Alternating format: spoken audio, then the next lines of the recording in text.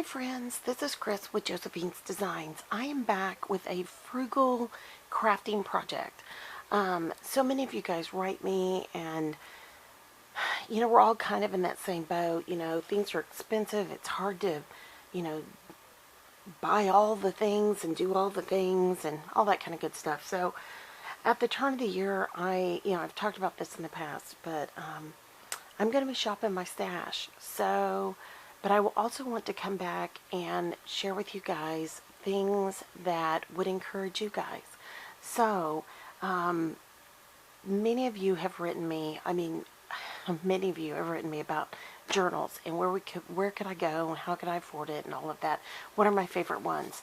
Well, here's my favorite one. This is a James Avery catalog. Nothing major. We get one for us and one for my parents, so we actually get 2 a month. And I was looking at them. The paper quality is really nice. It's not as thick as I would want it to be. So let me share with you a couple of ideas. So the covers, you can put your own cover on it, and that one I highly recommend. Though this is a nice cover, it's still not stable enough, and I would add something to that. I would also take, these pages are way too thin, so a very quick, and I suggest a repositionable tape runner. And you really want to go to the edges, and I'm not going to take that much time while I'm talking to you guys. I'll go back and do it. But I am prepping this for a turn of the year journal project. So, I will, and I suggest you also pick up the page, because if not, they'll lean. And all you have to do is put them together. Now, that may be thick enough in the catalog or journal or magazine that you're using, but for me, that's not thick enough. So, I'm going to go with the 3rd page.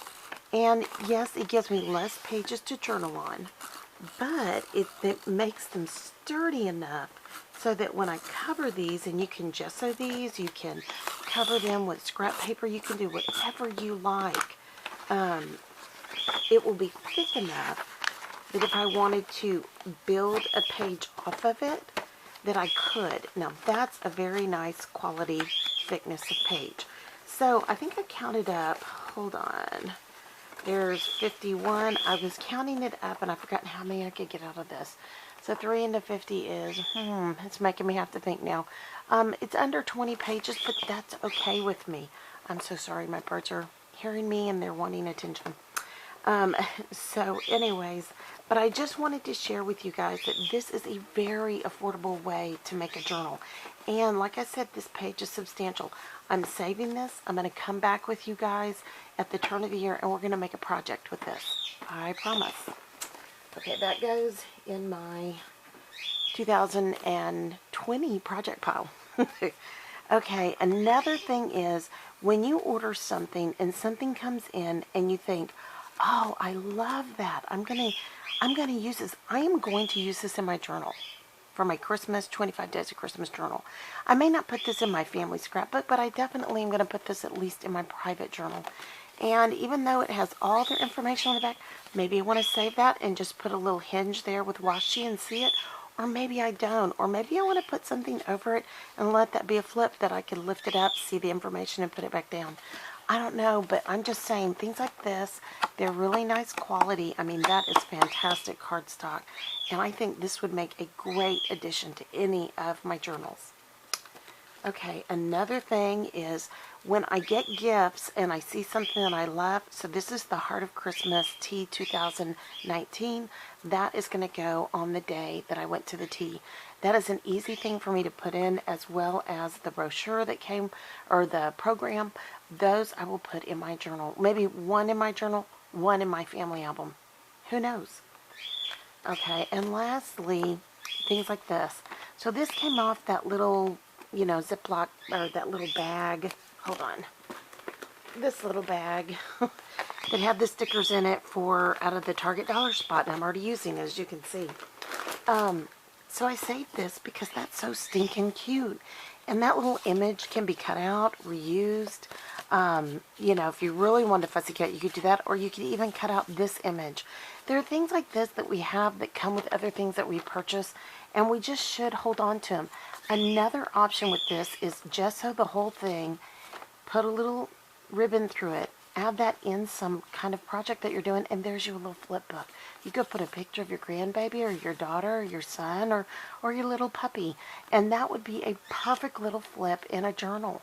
So things like this, if they're of good quality, you know, as far as like they're sturdy, things like that, maybe you want to use the image, maybe you don't. And even if you don't, what a great little add-in that would be to any journal. Okay, I'm really sorry. They are really worked up.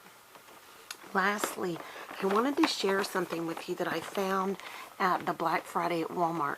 So we bought one for my youngest daughter and one for me. And my husband's like, y'all can't share? Pardon me. And I thought, I'm sorry. These are less than $10 for 30 Sharpies. And it is in the 18 fine and 12 ultra fine. So ultra fines are my absolute favorites. Matter of fact, right now I'm working through my 25, or actually I think it's 24. They say it's 24, but it looks like there's 25 days in the By the Well for God devotional right now. And I'm noticing, because I used all of my gelatos on the pages, my pens don't want to write. So I literally grabbed this to break this down, but before because I thought, well, I'll wait for Christmas. Then I thought, no, I'm going to use this in my journal, because all of my regular pens, all of my erasable pens are not working as well. And it's one of those things that when you start journaling, you don't want to stop to rewrite it, and rewrite it again. So these are the perfect kind of pens to use in those. But these are expensive. Even just the regular fine point, but then the ultra fine point, either one of those two kits of pens would have easily equaled $10 or even more, actually. But so, you know, when you see things like this, grab them. This is also a really great box, and I will show you. It's kind of like a pizza-sized box. And the reason why I say, you know, it's a good box, if you scrapbook 12 by 12, so here's my last tip. If you scrapbook 12 by 12, years ago in Creative Memories, we used to send we used to sell a project in a box kit. You ask me, what does that mean? Well, let me share with you. So in this box, I would take everything out, and I would just have the shell of the box. And what you can do is literally fast scrap. So you put, you know, 12 by 12 page, and maybe you put 2 at a time, and you lay out what you think you're going to put down, and then you close it and you set it in the box, and you keep doing that. And so you basically have everything in your box. It just needs to be stuck, you know, stuck down with adhesive, pictures added, and any kind of extra, you know, journaling that you want to do. It is a fast way to prep an album. So, like when we went to China for our youngest daughter, I literally prepped 2 boxes of these. I filled out, was it 1 or 2 albums? It was huge. They were huge albums. And all I can say is, this kind of box, we used to pay money for. Don't pay money. The same thing goes with the Felicity Jane boxes. Pardon me, I just choked. Sorry, I just had a biscotti, and let me get a sip of water here real quick. And my water dripped everywhere as I was opening the little thingy. So literally the Felicity Jane boxes, and I have one right there that has a project in it right now. If it weren't buried under some other projects, I would pull that out. But the idea with these boxes is they are excellent tools to use in your scrapbooking, in your, if you want to work on a journaling kit and you don't want to divide everything up, put it in one of these boxes. And then when you stack them this way. Don't stack them horizontally, stack them vertically. And I know that's kind of hard for y'all to see right now. But if you stack them vertically and you label the edge, you can pull them off the shelf or wherever you have them quickly, and you can access them quickly. So, all right, friends. So there are some fast, inexpensive, hopefully helpful hints in your scrapbooking, your journaling, and your crafting. And yeah, I hope that helps. Come on back. 2020, there is going to be a lot of frugal crafting going on. So I can't wait to share that with you. And most importantly, thank you for being here. I hope you had a great day, and you're continuing to have one if you're watching this early in the morning. And yeah, so like, subscribe, hit that notification bell, leave a comment, and or share this if this would encourage anybody else, because that's what this channel is all about, is encouragement. We're growing the channel, and by the way, welcome all of our new friends. I am really humbled at all of our new friends here on this channel. When we reach 1,200 subscribers, we're going to have a really wonderful drawing. The same thing's going to happen at 14 and 2,000. 2,000 is an amazing double drawing. I'm just so thankful that God has provided such lovely things. So lots of fun giveaways up to Christmas and the turn of the new year. So come on back. And you have to be subscribed to be a part of all that, of course. Anyways, all right, friends. Again, I pray your day is blessed, creative, and lovely. Most importantly, thank you for stopping by. I'll be talking to y'all soon. Bye-bye.